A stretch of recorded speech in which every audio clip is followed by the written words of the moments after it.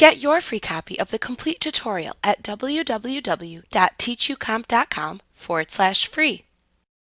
With the increased use of touchscreen computers, tablets, and smartphones, Publisher was designed with a new mode to allow for easier access to the buttons and other commands within the Ribbon and Quick Access toolbar. This mode is called Touch Mode. When you enter Touch Mode within the Publisher interface, the Ribbon and Quick Access toolbar are enlarged, and extra space is added around the buttons and commands within the Ribbon and Quick Access toolbar so that you can more easily access them on your touch-based device. You can enable or disable Touch Mode by clicking or tapping the Touch/Mouse Mode button within the Quick Access toolbar.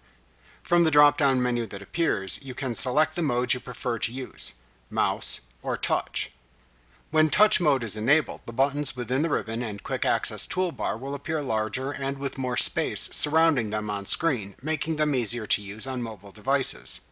If you prefer, you can select the mouse choice from the same drop-down menu to toggle Touch Mode off, restoring the default size of the buttons on screen. Like what you see? Pick up your free copy of the complete tutorial at www.teachucomp.com/free.